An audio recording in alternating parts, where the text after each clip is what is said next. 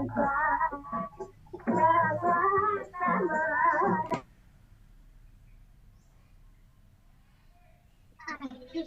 ada tiang, Hendrik.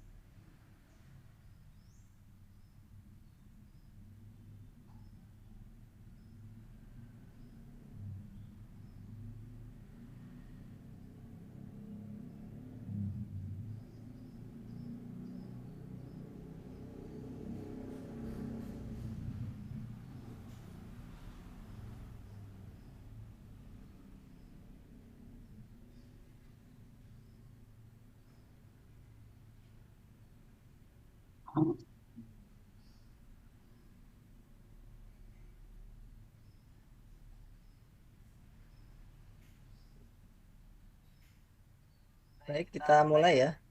Walaupun baru 29, insya Allah nanti yang terlambat bisa menyusul.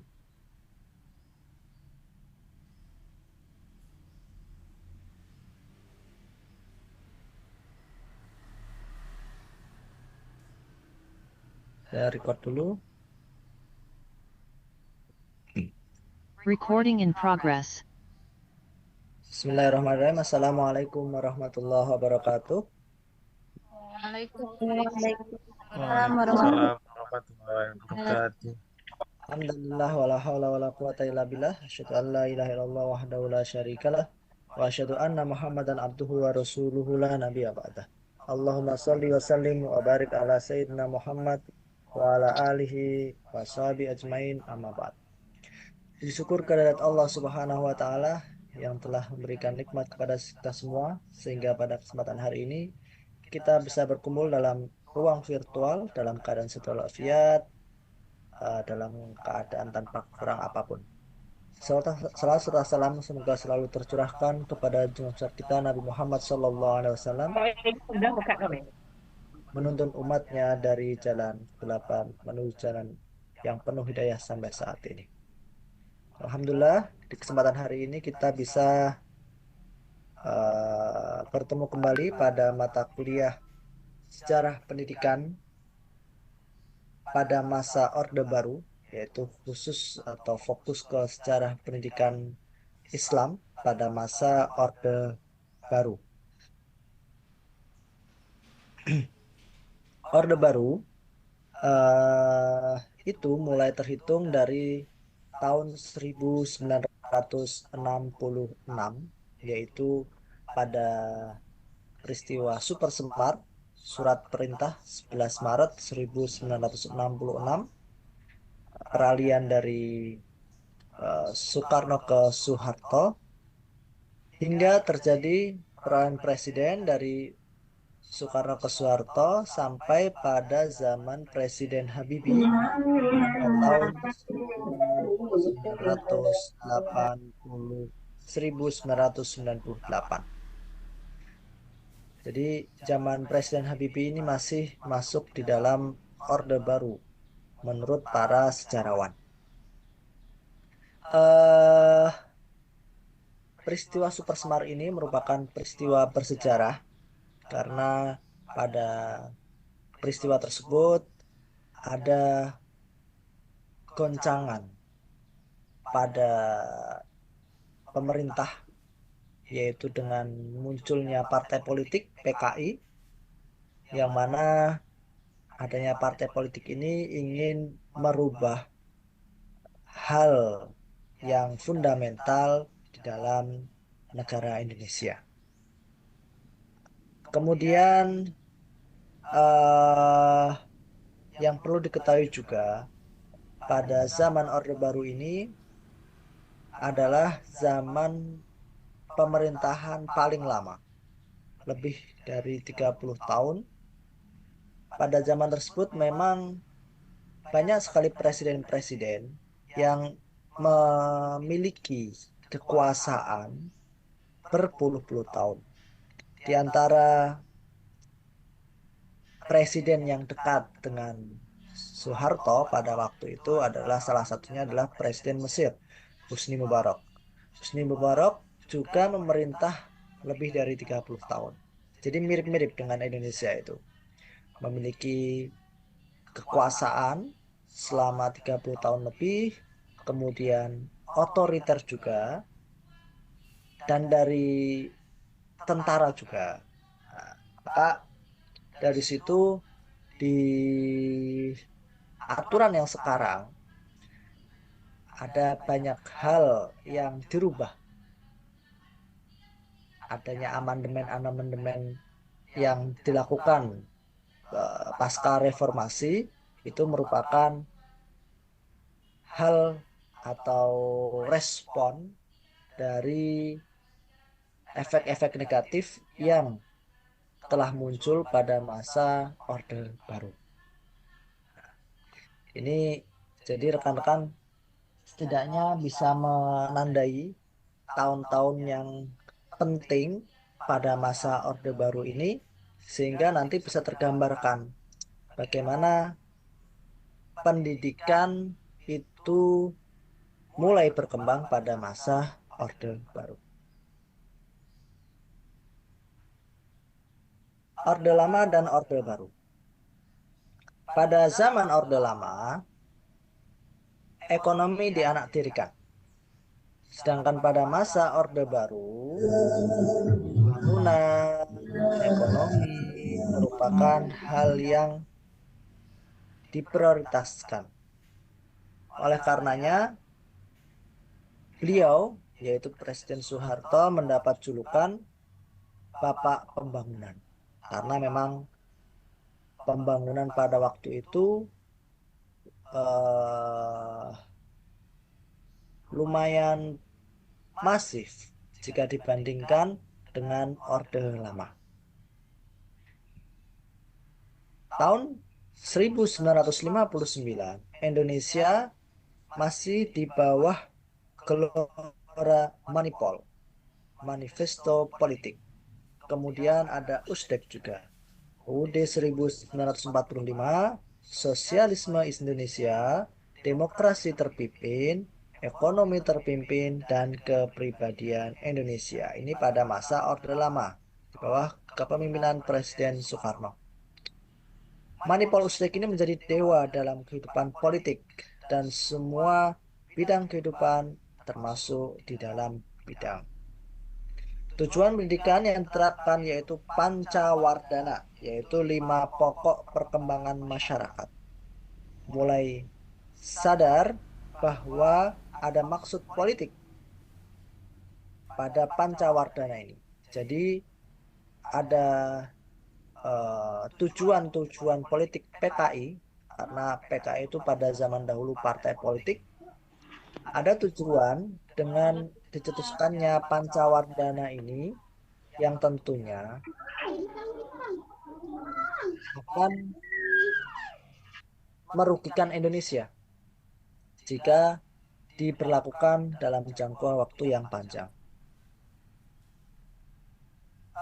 Tujuan PKI ini dikemas dengan baik dengan menggunakan Pancasila sebagai tamengnya. Akhirnya Pancawardhana ini tidak bertahan lama. Dari tahun 1959, bau-bau unsur politik dari PKI ini tercium. Tahun 1965, PKI dimusnahkan oleh Angkatan Bersenjata Republik Indonesia, ABRI, kalau sekarang TNI, dan juga masyarakat. Nah, di akhir pemerintahan Orde Lama ini, muncullah Orde Baru. Orde Baru memilih perbaikan dan perkembangan ekonomi sebagai tujuan utamanya. Jadi belum mengarah kepada pendidikan. Belum fokus kepada pendidikan. Karena memang kondisi pada waktu itu negara kacau. Negara kacau, keamanan tidak terjamin. Orang keluar rumah itu takut. Bahkan dari kisah-kisahnya pada zaman PKI itu, orang-orang itu sudah ditandai. Di depan rumahnya itu sudah dikasih tanda. Ini orang PKI. Oh, ini bukan orang PKI. Ini orang PKI. Oh, ini bukan orang PKI. Jadi udah kelihatan. Orang itu keluar rumah itu takut.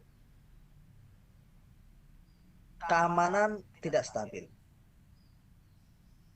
Maka ketika PKI sudah dimusnahkan oleh TNI atau dengan ABRI pada masa itu, hal yang pertama digarap oleh awal Orde Baru adalah ekonomi dan keamanan. Keamanan, stabilitas negara. Jadi di dalam kabinetnya, kabinet Orde Lama waktu itu Dirukora, kemudian muncul Tritura, 3 tuntutan rakyat. Di antara Tritura itu adalah membubarkan PKI, membersihkan kabinet Dirukora dari PKI. Kemudian yang ketiga, menguatkan ekonomi atau menurunkan harga, karena waktu itu ketika keamanan itu terganggu dalam sebuah negara, maka otomatis ekonomi juga akan terpengaruh, harga-harga akan naik. Itu sudah hukum alam. Zaman sekarang saja ada pertempuran di Israel. Kemarin Israel sampai menyatakan bahwa mau didukung Amerika atau tidak, Israel akan menyerang Rafah. Nah, itu sangat mempengaruhi ekonomi. Harga minyak dunia naik, harga emas naik. Langsung ada respon market global, respon ekonomi. Peperangan antara Ukraina dengan Rusia.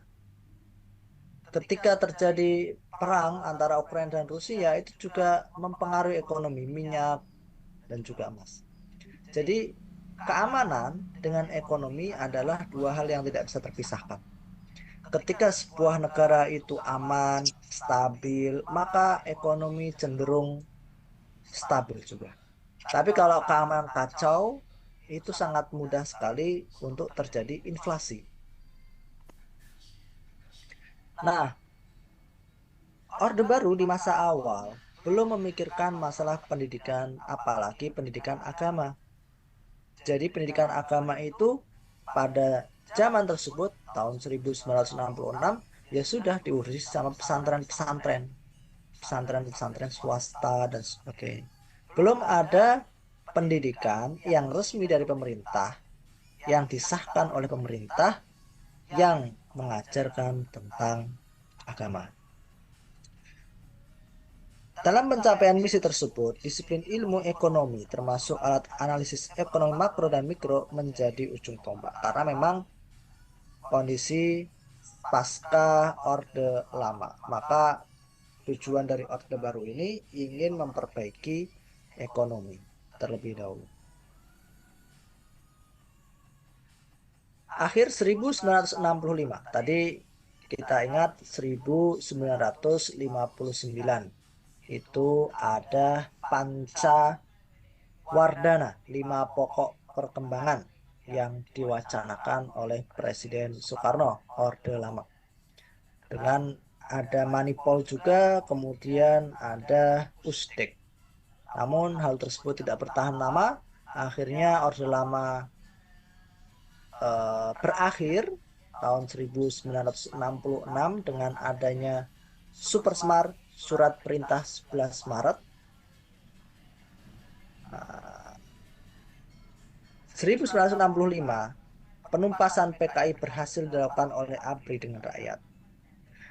Hal tersebut karena rasa tidak puas dari masyarakat atau kurang tegasnya Presiden Soekarno di saat kondisi kacau.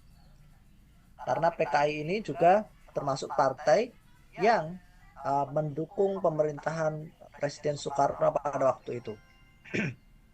Maka di satu sisi Presiden Soekarno ini ingin membela rakyat. Di satu sisi PKI ini merupakan partai politik yang mendukungnya atau koalisinya. Jadi kurang tegas Presiden Soekarno. Oleh karenanya rakyat ini merasa jengah. Sehingga rakyat meminta atau menuntut kepada pemerintah yang berisi 3 tuntutan. Disebut dengan Tritura. 3 tuntutan rakyat. Yang pertama, bubarkan PKI. Karena PKI ini ormas organisasi politik dengan segala macam turunannya yang menjadikan Indonesia semakin meresahkan.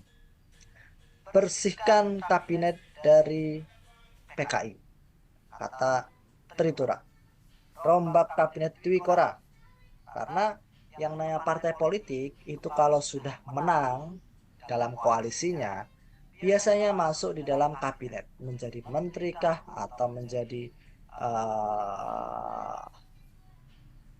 di kementerian apa seperti itu salah satunya. Yang kedua, biasanya kalau sudah partai menang itu juga berada di legislatif. Nah, itu susahnya, ada di eksekutif, ada di legislatif. Maka rakyat meminta supaya kabinet Dwikora zaman Soekarno dibersihkan dari unsur PKI. Yang ketiga, turunkan harga karena ekonomi waktu itu merosot. Ekonomi hancur waktu itu karena keamanan negara sangat genting. Jadi waktu itu orang Islam itu tidak merasa tenang ketika keluar rumah. Bahkan yang menjadi target-target dari PKI itu para kiai, tidak segan untuk dibunuh oleh orang-orang PKI. Pondok pesantren dulu, pondok pesantren Gontor itu sampai ditatangi PKI, dicari kiainya. Kalau ada kiainya mau dipenggal, waktu itu Trimurti, 3 pimpinan pondok, sampai mengungsi ke Gua Sahal namanya. Ada sebuah gua di Ponorogo sana disebut dengan Gua Sahal karena di situ tempat untuk menetap sementara ketika pasukan PKI datang.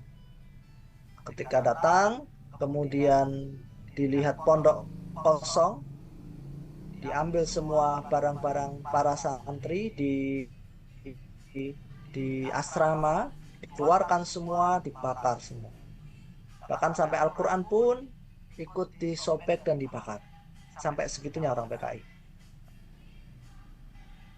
Dan sampai ke kepala desanya tanya, mana ini pimpinan pondoknya? Kalau ada keluar, kalau berani sama PKI. Kalau keluar akan dipenggal. Sampai segitu orang-orang PKI. Sampai akhirnya pasukan Siliwangi datang dan pasukan PKI lari terbirit-birit. Nah, itu kejamnya PKI dan bagaimana kondisi yang sangat genting pada waktu itu. Akhirnya pada tanggal 11 Maret tahun 66 ada Super Smart, surat perintah 11 Maret. Meskipun ini banyak yang pro kontra juga. Ada yang mengatakan itu benar. Memang dari tanda tangan Presiden Soekarno memberikan mandat kepada Soeharto untuk membersihkan PKI. Ada yang mengatakan itu buatannya Soeharto dan sebagainya. Wallahu alam. Kita serahkan kepada Allah. Yang pasti pada tanggal 66 ini merupakan titik balik. Titik balik di mana kekacauan yang ditimbulkan oleh PKI itu dapat diredam. Jadi ada perintah surat 11 Maret, kemudian Presiden Soekarno memberikan mandat kepada Soeharto untuk membersihkan PKI. Maka tahun 66 ini terjadi dualisme kepemimpinan antara Soeharto dan Soekarno. Di satu sisi Soekarno masih belum turun dari jabatannya sebagai presiden. Di satu sisi Soeharto sudah mendapat mandat dari Soekarno untuk memimpin negara, untuk membersihkan dari PKI. Maka dengan adanya dualisme kepemimpinan ini menjadikan negara masih belum stabil. Maka perlu ada tindakan yang diputuskan oleh lembaga tertinggi negara, yaitu MPR. Pada tahun 1966, MPR menyatakan mengangkat Soeharto untuk membentuk kabinet baru. Sedangkan presiden memegang kekuasaan pemerintahan dan kepala negara. Nah, ini ada dualisme. Dualismenya itu Soeharto membentuk kabinet, tapi di sisi lain Soekarno memegang kekuasaan pemerintahan dan kepala negara. Jadi karena ada dualisme seperti ini, jadinya masih bingung. Masih belum bisa berjalan semestinya sebuah negara. Akhirnya setahun setelahnya 1967 MPRS memutuskan pencabutan kekuasaan negara dari Soekarno dan mengangkat Soeharto menjadi presiden.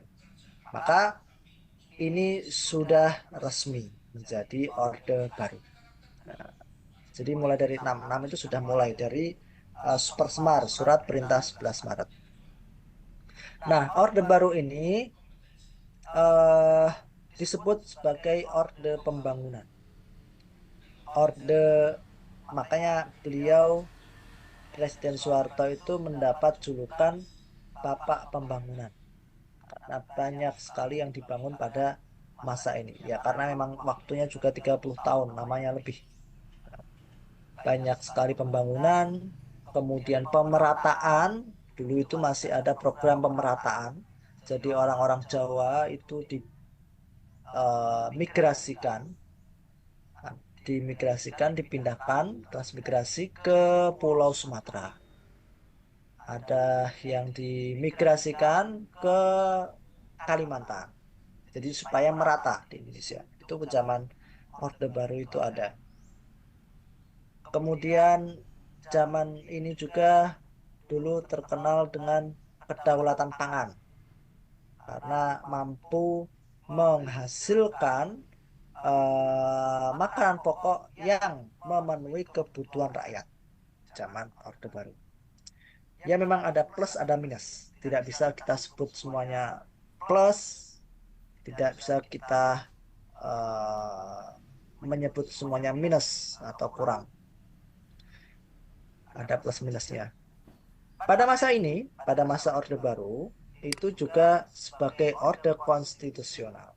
Memang konstitusi pada waktu itu mulai dibangun lagi, dirapikan, dibersihkan, kabinet dan sebagainya, undang-undang dan seterusnya, mulai kuat. Seperti itu. Itu kalau dari sisi positifnya. Tapi memang ada juga dari sisi negatif. Akan kita bahas di slide selanjutnya. Pendidikan agama pada masa Orde Baru.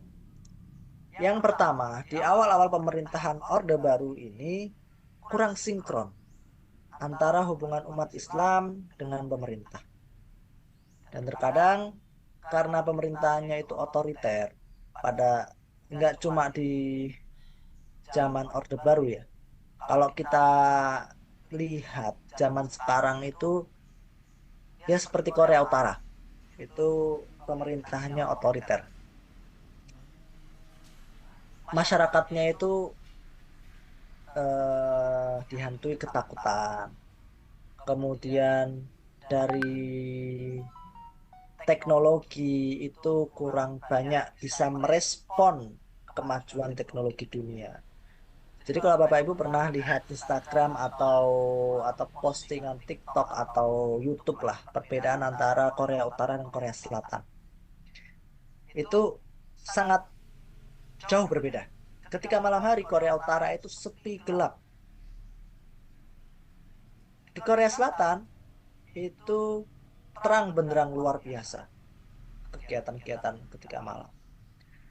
Di Korea Utara itu militernya kuat. Mereka bangga dengan militer. Bahkan baru-baru ini mencoba rudal dan sebagainya untuk menunjukkan kekuatan militer Korea Utara. Lebih bangga dengan kemajuan militernya. Kalau kita lihat di Korea Selatan, yang dibanggakan itu bukan kekuatan militer, tapi kemajuan teknologi. Seperti ya ada Samsung, ada banyak pabrikan-pabrikan yang berasal dari Korea Selatan yang bisa go internasional. Seperti Samsung, kalau mobil Hyundai, dan sebagainya. Nah itu yang dibanggakan oleh Korea Selatan. Bahkan sampai sepak bolanya, sampai ada bahasanya itu nyanyi-nyanyinya Korea itu apa namanya? BTS atau apa? Yang penting ininya lah. Drama Koreanya juga ada dan sebagainya. Itu yang dibanggakan oleh Korea Selatan. Jadi perbedaan antara Orde Lama dengan masa-masa demokrasi di Indonesia, kita bisa melihat kacamata Korea Utara dan Korea Selatan. Korea Utara itu ya kayak Indonesia pada zaman Orde Baru. Korea Selatan tuh ya kayak Indonesia sekarang itu. Jadi lebih demokratis. Kalau di Korea Utara, Kim Jong Un itu bahkan berani, rela atau menghukum mati menterinya yang tidak sejalan karena otoriter. Begitulah dengan pada zaman Orde Baru. Pada Orde Baru itu seorang khotib khutbah di masjid, kemudian dia mengkritik pemerintah, itu besoknya dia sudah hilang. Keluarganya udah nggak bisa ketemu dengan khotib itu lagi. Jadi udah nggak tahu kemana. Udah diculik dan sebagainya. Itu zaman Orde Baru, sama seperti di Korea Utara. Kalau Bapak Ibu pernah lihat videonya Nas Daily. Nas Daily, dia YouTuber, dia juga aktif di media sosial Instagram, juga Facebook. Dia orang Islam tapi lahirnya di Israel, ya sekarang tinggal di Dubai. Dia mempunyai banyak jaringan dan ya eh, banyak membuat video-video yang membuka wawasan. Ini Nas Daily. Ya terlepas lahirnya dari Israel, dia orang Islam, dia Muslim, dia baiklah intinya. eh tapi ada suatu hal yang menarik di situ. Dia itu pernah ke Korea Utara. Kemudian ketika masuk ke Korea Utara, ternyata semua alat komunikasinya itu dicek. HP-nya itu dicek. Tidak boleh membawa sesuatu yang bisa membahayakan negara. Semua dibatasi di Korea Utara itu. Nah, di sana dia juga menemukan ketika malam itu gelap luar biasa. Beda dengan Korea Selatan. Yang penting sangat kaku. Nah, ini sama seperti di Orde Baru. Jadi pendidikan itu sangat kaku, sangat otoriter, sangat satu jalan, sangat lurus, sangat searah. Bahkan sampai perguruan tinggi. Yang namanya perguruan tinggi itu mahasiswa dituntut untuk kritis, untuk bagaimana mencari ilmu sebanyak-banyaknya, mengeluarkan pendapatnya, mengeluarkan idenya, mengeluarkan inovasi, kreativitas, dan sebagainya. Tapi pada masa Orde Baru tidak seperti itu. Karena otoriter itu tadi. Ya ada plus minus. Terkadang kalau otoriter itu lebih stabil secara ekonomi. Zaman Pak Harto itu dolar itu masih murah. Uang 100, uang 50 itu masih mahal, masih ya besar itu. Masih besar waktu itu. Lebih stabil ekonominya. Berbeda dengan negara yang demokratis kayak Korea Selatan atau kayak Indonesia zaman sekarang. Itu ada minusnya. Kalau secara ekonomi sangat mudah untuk diambil, mudah inflasi dan sebagainya. Gara-gara kasus Senturi itu kemarin juga seperti itu dan sebagainya. Nah, kalau secara dilihat dari korupsi, negara yang otoriter itu cenderung nggak berani korupsi. Tapi kalau yang demokratis itu banyak korupsi. Di Korea Selatan itu banyak korupsi juga. Indonesia juga banyak korupsi. Nah, itu nggak bisa dipungkiri juga. Ya pasti ada plus dan minusnya. Kembali lagi. Pendidikan agama seperti madrasah, pesantren belum masuk ke sistem pendidikan nasional. Artinya ketika pada awal Orde Lama itu orang mau kuliah di pesantren, ya sudah ijazahnya nggak dianggap. Nggak bisa untuk melanjutkan perguruan tinggi. Nggak bisa itu. Kemudian setelah beberapa lama, bisa dibilang ya beberapa puluh tahun ya, dari 66 masuk ke 70-an, 75, sekitar 20 tahunan lebih lah. Nah, itu baru Orde Lama seirama dengan Islam. Ditandai dengan Presiden Soeharto dan Ibu Tien yang menunaikan ibadah haji. Kemudian selain itu membangun Masjid Muslim Pancasila. Mendirikan Bank Muamalat. Bank Muamalat itu sampai sekarang masih ada. Walaupun antara penal hayah wal mamat, antara hidup dan mati. Bahkan saham dari Bank Muamalat ini juga akan dibeli oleh bank yang lain. Karena sekarang di Indonesia juga sudah ada BSI kan ya, Bank Syariah Indonesia. Meskipun ya perjuangan waktu itu ya Erick Thohir ya, BUMN, memerger bank syariah punya BRI, bank syariah punya Mandiri, bank syariah punya BNI, di merger dari satu bank BSI. Itu pun secara valuasi itu masih kalah jauh dari bank-bank konvensional seperti BRI, Mandiri, dan BNI. Kalau secara harga, valuasinya itu eh, BRI itu sekitar 5 ribuan per lot. Kalau Mandiri dan BNI ya segituan. Kalau PSI itu masih murah, masih 2 ribuan atau kurang dari 2 ribu. Jadi secara valuasi masih masih kalah jauh. Tapi kita perlu apresiasi bahwa ada keinginan pemerintah untuk membangun ekonomi Islam yang makro. Dan BI sekarang itu pro dengan ekonomi syariah. Apa eh, ada banyak sekali dalam dalam bidang keuangan yang memperhatikan syariah. Meskipun begitu, BSI juga mayoritas sahamnya dimiliki oleh bank konvensional juga, Bank Mandiri. Paling banyak yang memiliki saham BSI, baru setelahnya BRI dan BNI. Jadi masih punya bank konvensional juga sebenarnya. Tapi ya masih ada upaya lah untuk memasukkan unsur-unsur Islam dalam akad, terutama akad perbankan. Nah, bank muamalat ini cikal bakalnya itu sudah ada pada zaman Orde Baru, sampai sekarang masih ada dan akan dibeli oleh bank yang lain karena kurang begitu berkembang. Tapi kalau BSI ya masih bisa agak bersaing lah, masih oke kalau BSI.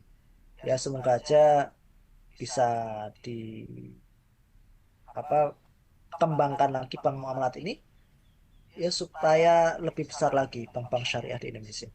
Kemudian ada MTQ, itu pada zaman Orde Baru itu sudah ada Festival Istiqlal, ada Surat Kabar Harian Republika. Nah, ini suatu hal yang sulit pada zaman Orde Baru. Zaman Orde Baru itu semuanya dikekang, semuanya yang tidak sesuai dengan suara pemerintah ditolak atau bahkan dihilangkan, dimatikan dan sebagainya. Apalagi namanya media massa, surat kabar.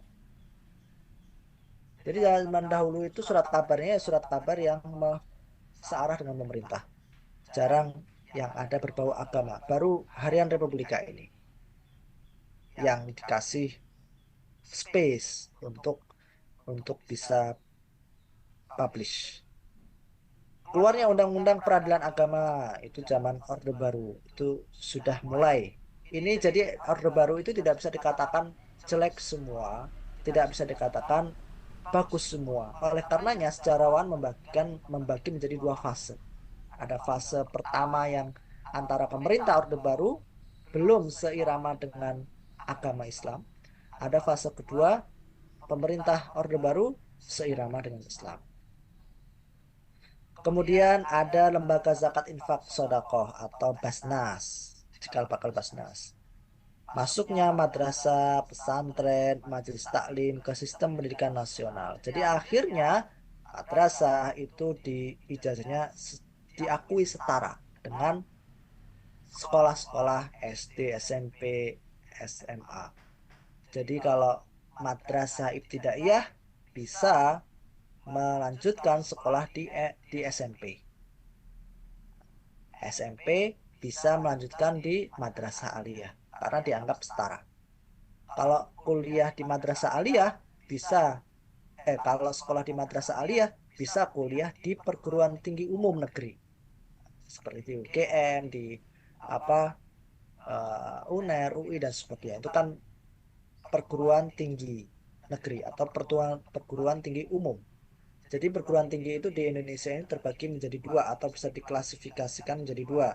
Perguruan tinggi negeri atau perguruan tinggi umum negeri dan perguruan tinggi keagamaan Islam, PTKI, perguruan tinggi keagamaan Islam.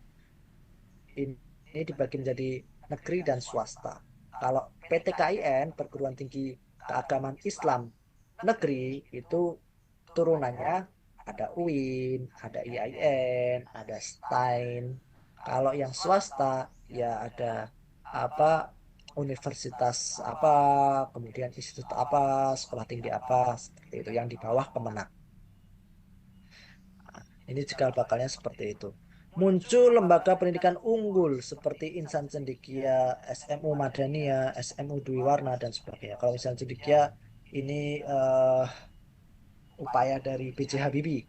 Nah, Insan Cendekia ini hanya ada beberapa di Indonesia dan banyak menelurkan cendekiawan-cendekiawan yang hebat. Kebijakan pendidikan pada masa Orde Baru. Hal yang sangat mengkhawatirkan kebijakan pendidikan pada masa Orde Baru adalah sistem doktrinisasi. Artinya, pemaksaan akan paham-paham sistem pemerintah Orde Baru agar selalu terngiang dalam jiwa anak-anak. Jadi, anak-anak didoktrin supaya terngiang dengan kehebatan Orde Baru. Kalau dulu ada G30 SPKI, ada videonya, ada filmnya, dan itu diwajibkan tiap tanggal 30 September untuk menonton semuanya itu. Nah, akhir-akhir ini kan memang katanya ada pro kontra, ada yang terlalu lebay, ada ya dan sebagainya lah, ada yang mendukung, ada yang kontra, ya itu biasa. Ya, tapi sejarawan dapat menyimpulkan bahwa memang karakteristik Orde Baru itu lebih sering melakukan doktrin. Kemudian diharuskan untuk mengikuti P4, pedoman, penghayatan, dan pengamalan Pancasila. Waktu itu belum concern di agama Islam. Jadi yang diwajibkan itu P4 ini. Kurikulum yang agama Islam itu baru akhir-akhir tahun 75 itu baru nanti ada SKP Menteri, SKP 3 Menteri dan sebagainya. Jadi pendidikan pada masa Orde Baru lumrahnya bertujuan untuk menyingsingkan rakyat Indonesia agar memiliki jiwa Pancasila, pandai, terampil, dan berbudi pekerti luhur. Masyarakat wajib memiliki keberadaan bertanggung jawab dan terciptanya pembangunan. Jadi memang kalau dilihat dari sini, jiwa Pancasila memang akan terbentuk karena diwajibkan adanya P4 itu tadi. Kepandaian, oke, masih bisa. Tapi memang cara pendidikan pada masa itu cenderung menghafal. Berbeda dengan pendidikan di Barat, mungkin diduplikasi oleh Korea Selatan. Kalau Korea Selatan itu mengajarkan matematika kepada anak itu berbeda dengan Indonesia. Kalau Indonesia itu mengajarkan matematika, ya sudah berkalian dihafalkan. 3 kali 15, 45. 7 kali 6, 42, dan sebagainya. Yang penting hafalan. Seperti itu. Kalau matematika di Indonesia. Bahkan ujian-ujiannya pun cenderung lebih ke hafalan. Kalau Korea Selatan itu lebih cenderung ke logika. Jadi soal matematika di sana itu kubus, ada bangunan kubus. Kira-kira ini berapa kotak? Seperti itu. Jadi mengasah logika.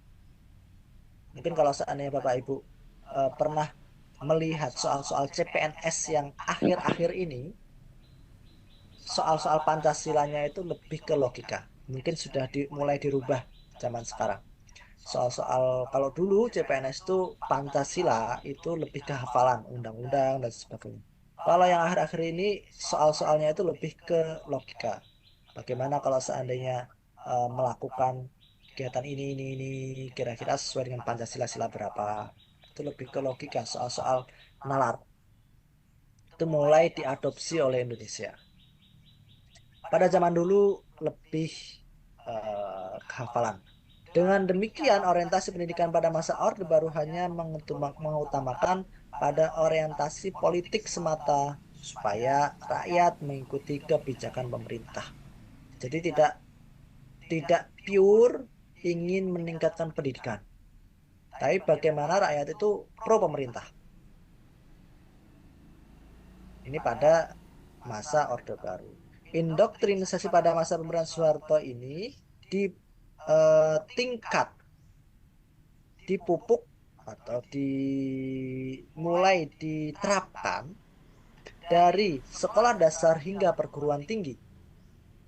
Padahal pendidikan perguruan tinggi itu harusnya mahasiswa dituntut untuk merdeka berpikir. Kalau oke lah kalau SD suruh untuk menghafal ya. Meskipun di Barat SD itu sudah harus nalar. Beda dengan SD di Indonesia. Mereka matematika dan sebagainya itu nalar. Kemudian ya belajar kayak kimia dan sebagainya itu lebih ke nalar.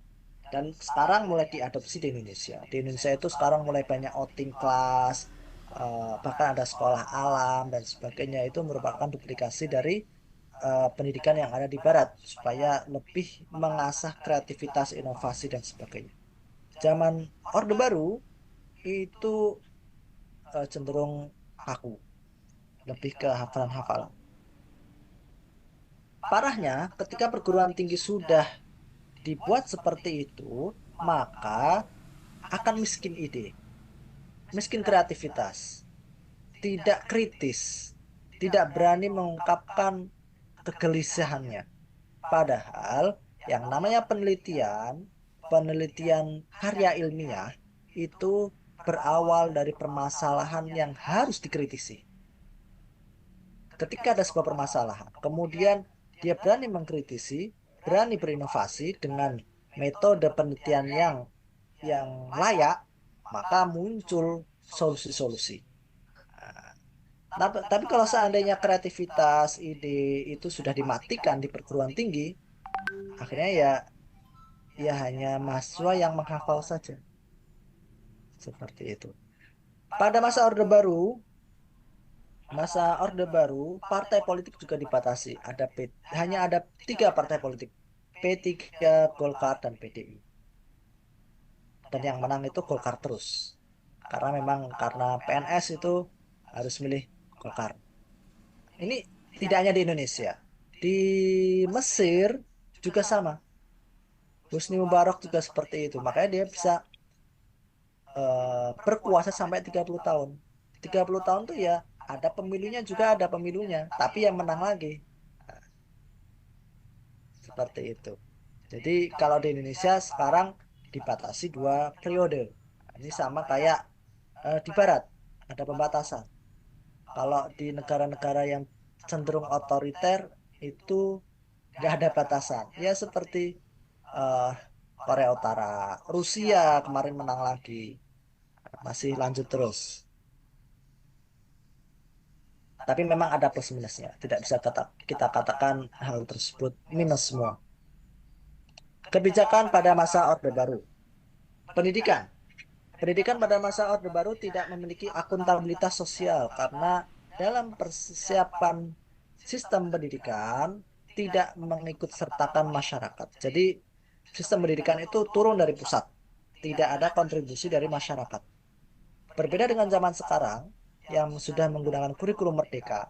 Nah, ini ya ada plus minusnya juga.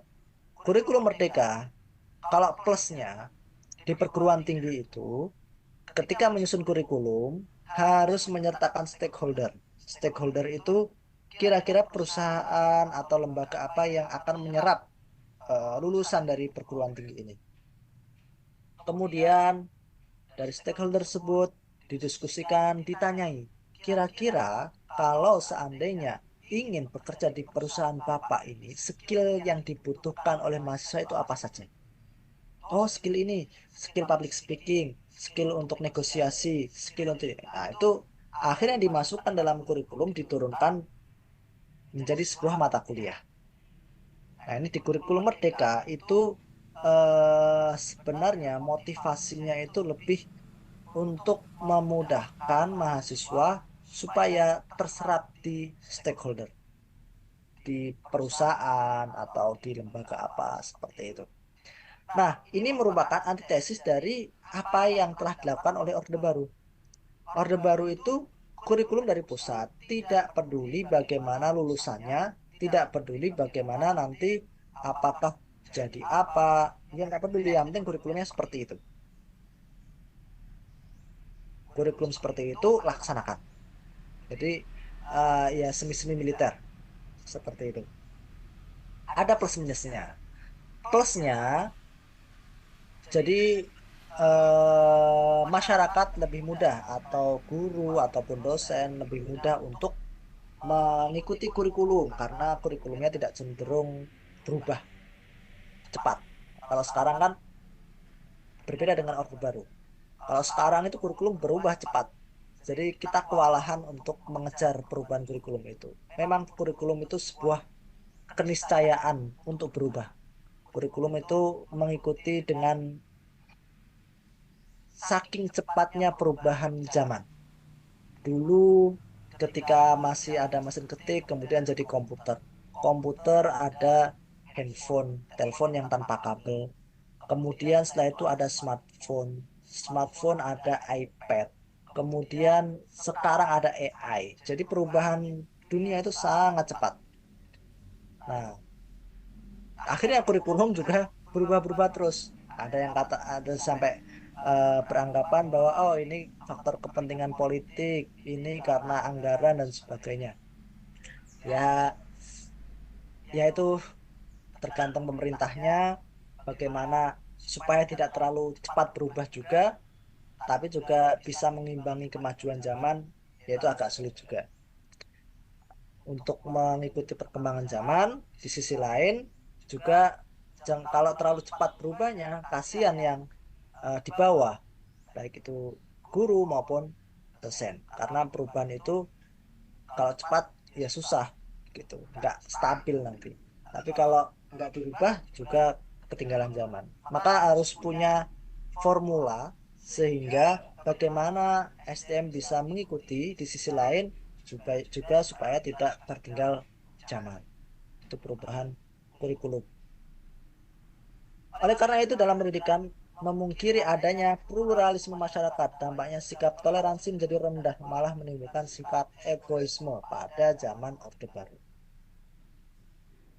Ekonomi. Dalam bidang ekonomi, masa pemerintah Orde Baru tidak bersumber pada ekonomi rakyat, tapi dari hutang luar negeri. Ya, ini salah satu minus dari ekonomi pada zaman Orde Baru, karena banyak hutang. Sehingga banyak masalah setelah dari hutang tersebut. Diskriminasi pendidikan. Diskriminasi menjadi lebih keras dengan keluarnya Surat Keputusan Presiden tahun 1972. Di antaranya, yang pertama, Menteri Pendidikan dan Kebudayaan, kalau sekarang Kemendikbud, bertanggung jawab atas pembinaan pendidikan umum dan kejuruan. Umum itu berarti ya SMA, kejuruan itu SMK. Berarti nggak ada madrasah. Jadi pendidikan madrasah waktu itu nggak ada, aliyah itu nggak ada.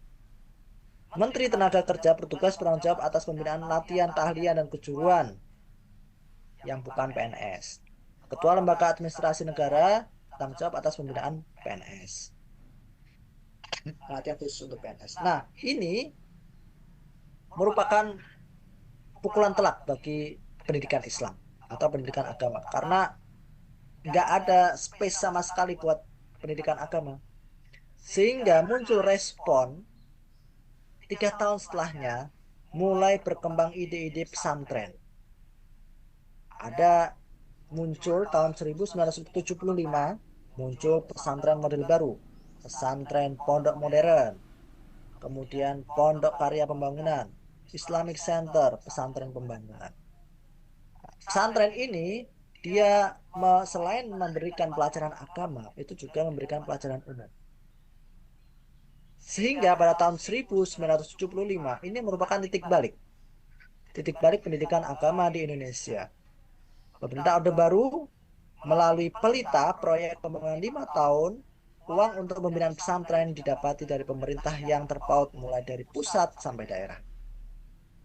Nah, ini mulai ada angin segar, mulai ada space bagi pendidikan Islam, baik itu pesantren, baik itu madrasah.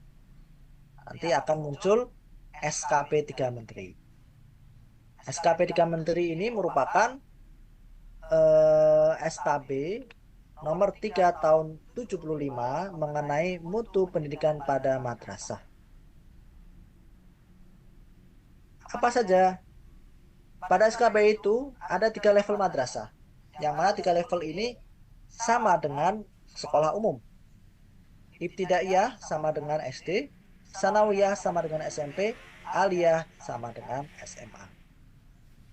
Nah, sebenarnya kata aliyah sendiri itu kalau di Arab untuk perguruan tinggi ya. Jadi Ma'had Ali atau Madrasah Ali itu sudah diartikan perguruan tinggi.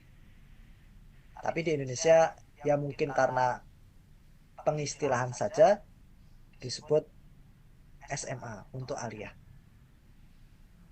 Ada dua arti dari SKB 3 Menteri ini bagi masyarakat Islam, yaitu pergerakan sosial dan vertikal bagi para siswa. Artinya, dengan adanya SKB 3 Menteri ini, pemerintah baru mau menerima masukan dari masyarakat terkait dengan pendidikan agama. Pesantren itu sudah ada dari zaman dahulu, tapi tidak diakui. Baru dengan adanya SKB 3 Menteri ini ada pengakuan. Meskipun pengakuan itu tidak serta-merta mudah. Kalau bagi yang madrasah, ini yang nomor 2 ini, dapat menyelami pekerjaan pada kawasan modern. Jadi kalau lulus madrasah aliyah itu bisa ke kampus umum. Tapi fakta bagi santri pondok pesantren ada beberapa kampus yang menolak. Jadi tidak semudah yang dikira, walaupun sudah ada SKB 3 Menteri. Tapi sebagian juga masih menerima. Nah, tapi setidaknya ini sudah memberikan angin segar lah. Setidaknya bagi madrasah itu diterima. Kalau madrasah dengan sekolah umum, SMA, itu sudah sebanding. Madrasah mau ke PTU atau sebaliknya. SMA mau ke PTKIN, ke UIN, IAIN bisa. Bahkan SMK banyak. Di antara mahasiswa saya lulusan SMK juga. Apalagi sekarang ya, ini zaman 75, tahun 75. Sekarang apalagi lebih ya dianggap setara lah. Seperti itu. Nah, ini merupakan titik balik tahun 75 ini dengan adanya SKB 3 Menteri antara pendidikan agama dan pendidikan umum itu setara. Jadi rekan-rekan tolong diingat tahunnya, nanti mulai tahun 59 adanya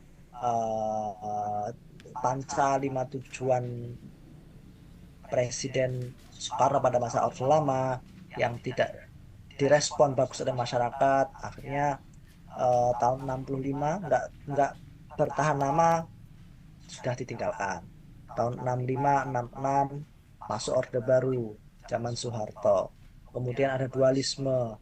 Tahun 67 itu baru Orde Lama benar-benar berakhir karena kekuasaan diberikan kepada Soeharto. Kemudian tahun 72 tadi adanya surat keputusan bahwa Kemendikbud hanya mengurusi pendidikan umum dan kejuruan. Ini merupakan pukulan telak bagi pendidikan agama. Akhirnya tahun 75, 3 tahun setelahnya, baru muncul angin segar sebagai respon setelah dikeluarkannya putusan Presiden tahun 72. Ini tahun-tahun ini sangat penting, menjadi kunci pemahaman rekan-rekan dalam memahami sejarah pendidikan Islam pada masa Orde Baru. Nah, tahun 89 ini semakin lengkap dan bagus. Dengan keluarnya Undang-Undang Nomor 2 tahun 89 tentang sistem pendidikan nasional semakin lengkap dan bagus dan mantap. Berbagai aspek pendidikan seperti dasar hukum, kemudian tujuan, kurikulum, jenjang pendidikan, jenis pendidikan, bahasa pengantar, pelaksana pendidikan, evaluasi, pembiayaan, penjaminan mutu sudah diatur sedemikian rupa oleh pemerintah. Jadi kalau perguruan tinggi atau prodi itu ingin mendirikan prodi baru, itu sudah ada kurikulumnya atau capaian pembelajarannya itu sudah disiapkan oleh kementerian. Walaupun sekarang kurikulumnya merdeka, kita tidak harus mencapai seluruh capaian pembelajaran yang sudah dirumuskan. Jadi boleh memilih. Memilihnya itu, yang cocok dengan lingkungan di sekitar perguruan tinggi tersebut yang lebih cocok yang mana. Jadi capaian pembelajarannya itu bisa dipilih di dalam kurikulum merdeka. Memang ya ada plus minus juga karena kurikulum berubah-ubah, juga banyak keluhan dari fakultas. Ini ada kurikulum baru, kurikulum OBE. Jadi perintilan-perintilan kecil-kecil itu yang bikin pusing. Tapi sebenarnya tujuan utamanya itu lebih jelas. Jadi ketika sudah lulus, dapat diserap oleh stakeholder, oleh perusahaan, sehingga bisa eh, memberikan kontribusi, baik bagi perusahaan itu maupun bagi bangsa. Seperti itu. Baik, ini yang dapat saya sampaikan. Sebelum tanya jawab, saya mohon sesi foto terlebih dahulu supaya tidak terlewat. Setelah foto, kemudian absensi, baru setelah absensi kita ada tanya jawab. Mohon untuk on kamera sebentar untuk absen atau bukti bahwa kita sudah melakukan sinkronus yang keempat. Ini sinkronus terakhir berarti ya, yang keempat. Karena ada 4 sinkronus. Baik. Kelas D. Mohon izin untuk foto. Slide yang pertama. Yang belum on kamera, silahkan untuk menyalakan kamera sebentar. Slide yang 1, 3, 2, 1.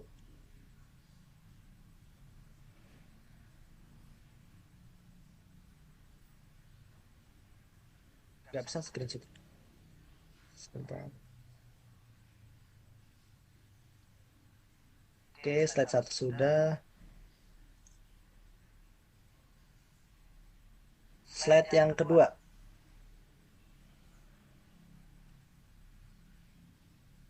Tiga, 2, 1.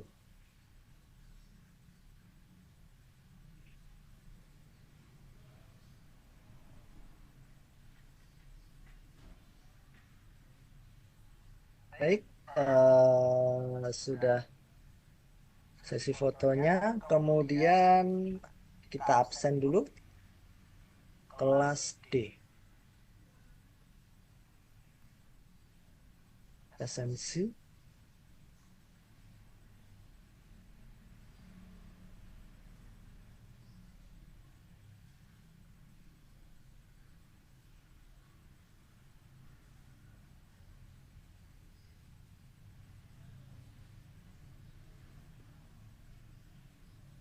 Kelas D.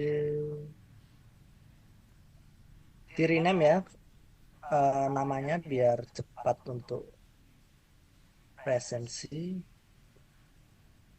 Yang pertama Alifah Nur Aini, nomor 1. Hadir, Pak. Namanya siapa di? Oh ya ada. Nomor 2 Ramlan. Nggak ada. Ramlan Zakaria.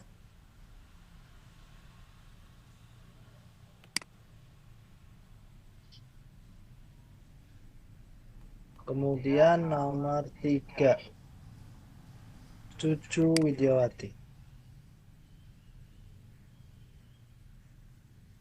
Cucu Widawati nggak ada.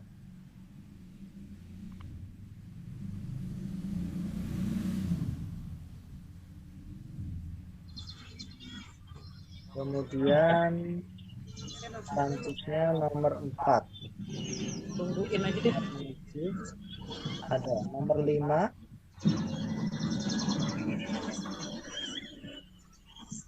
Khairil Mukminin.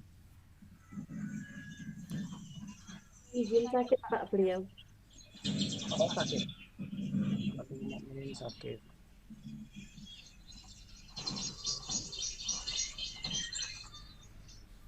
Sakit. Terus nomor 6 Hidayat. Ada nomor 7 dan Mutakin. Nggak ada Zen Mutakin. 7. Terus nomor 8. Ada 9. Taufik Rahman. Nggak ada. Taufik Rahman nggak ada. Nomor 10. Ada Ada, Mas Huroh. ada Pak. Oke, nggak di rename. 11. Ada 12, ada 13, ada 14. 14. Inti Aminah. Ada? Oh, ada. 15 ada, 16 ada, 17 ada, 18. Nggak tahu waktu nggak bikin rename-nya. Maisaro ada 18. 19.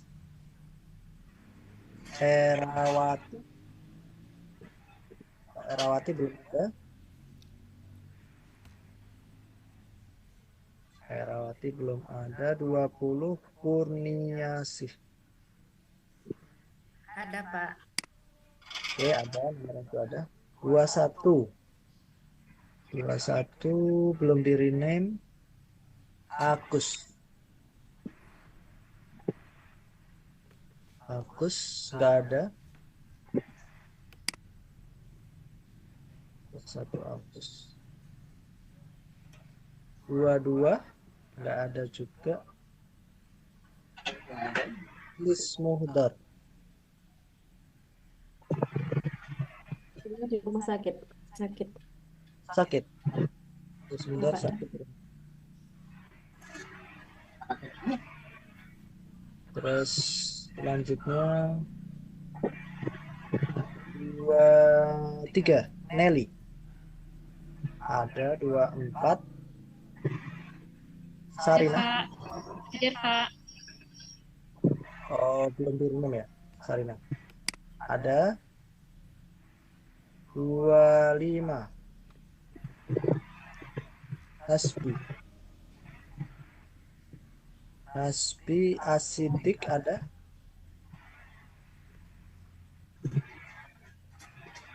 Nggak ada ya 25. 26 ada. 27 Muhsin Muzaki ada. 28 Rozikin ada. 29 Syarifuddin. Muhammad Syarifuddin ada? Nggak ada ya. 30 Amin ada. 31 ada. 32 Ida Ada. Hadir Pak. Oh iya ada. 33 ada. 34 ada. 35 ada. 36 ada. 37 Henry. Hadir Pak. 38 39 ada. 38 ada. 39 Iin Puspa.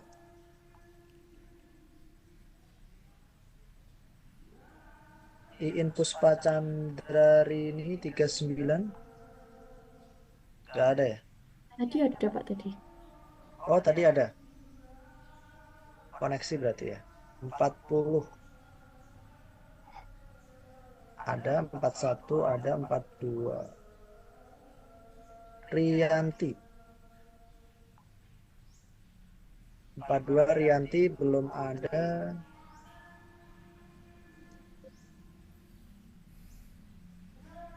43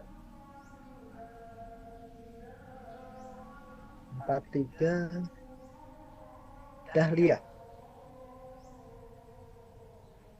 Dahlia ada. 44 ada. 45 Karno ada. 46 ada. 47 Nopriandi.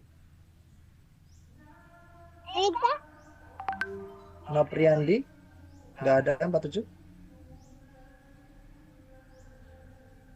Terus 48 ada. Cuma 48 ya. Baik. Selanjutnya sesi tanya jawab. Silakan bagi rekan-rekan yang ingin bertanya. Mungkin maksimal 3 orang saja karena sudah masuk waktu zuhur.